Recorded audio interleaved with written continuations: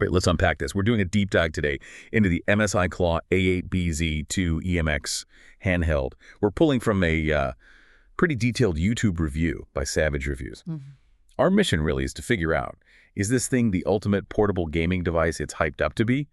Or, does that price tag just make it a really tough sell right now in 2025? Yeah, and what's really insightful, I think, is how MSI is trying to position this Claw AA. It's not just like another iteration. They're making a statement here. This dedicated architecture, it pushes boundaries, almost carving out this new ultra-premium niche. But that really exposes the tension, right, between getting that absolute bleeding-edge tech and, well, what people can actually afford. It feels aimed at enthusiasts, maybe early adopters. Right, and here's where it gets really interesting for the review. The reviewer had it for a weekend, and the big takeaway, this isn't just slapping a new chip in the old body. No, MSI apparently reworked, well, pretty much everything. It's lighter, what was it, around 765 grams.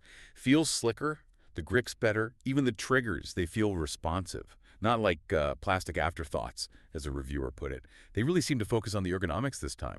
Did they say if that actually, feels way better during gameplay, beyond just specs? Oh, yeah, absolutely. The feedback was that the physical redesign is a big plus for comfort, especially if you're playing for a while. But under the hood, the real star is that new AMD chip, the Ryzen Z2 Extreme.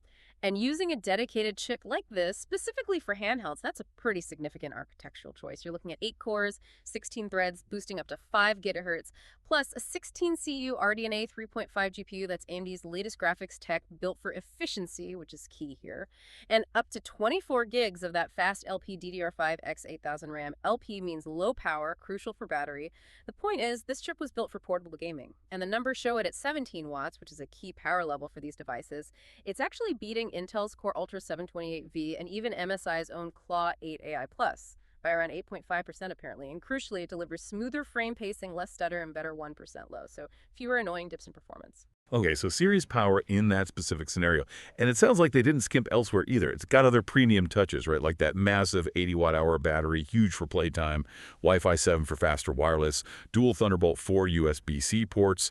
That's really versatile for docking, charging accessories. High-speed stuff, fingerprint reader, DTS audio for better sound. I mean, it's not like they ticked all the boxes for a top-tier 2025 device. Okay, but now we get to the price. The potential tick in the teeth, as you might say. The review mentioned China pre-orders. It's 6,999 yuan. That's nearly $1,000 like $976. Even with a government subsidy over there, dropping it to maybe $830.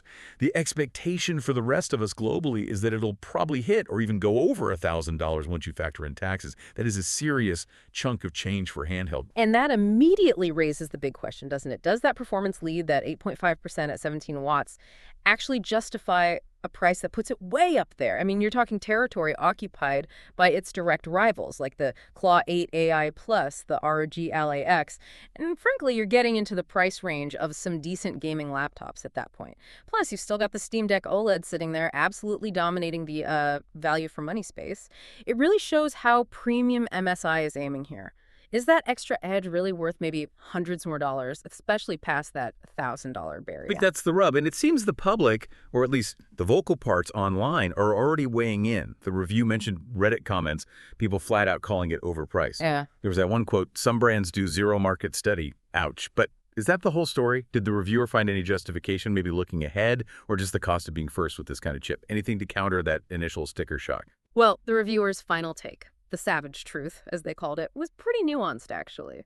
Look, if your absolute priority is squeezing out the maximum performance per watt from a handheld, especially in that 17-watt power envelope where the Z2 Extreme clearly leads, then yes, this device delivers. It's an engineering achievement for that specific goal.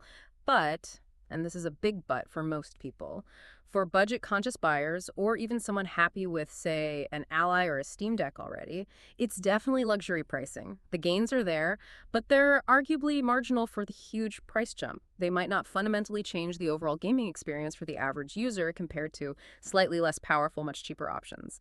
It's really for those who want that absolute peak performance and don't mind paying top dollar for it. So wrapping this up then, what does this all mean for you, the listener, if you're maybe thinking about getting into portable PC gaming or upgrading? The MSI Claw A8BZ2EMX. It's clearly slick, it's powerful in key ways, a definite step forward technologically. But yeah, the potential $1,000 plus price tag looms large. You really need to understand what that extra money buys you. Exactly. I think the Claw A8 Really forces us to consider if the handheld market is splitting, Mm. into a value segment and this new distinct luxury performance tier. It really makes you ask yourself, where do you personally draw the line? How much extra are you willing to pay for that peak specialized performance versus overall value, especially as this whole space evolves so quickly? It's definitely a fascinating device, very compelling tech, Yep. but expensive enough to make you pause and really think hard about your own gaming priorities. Something to chew on.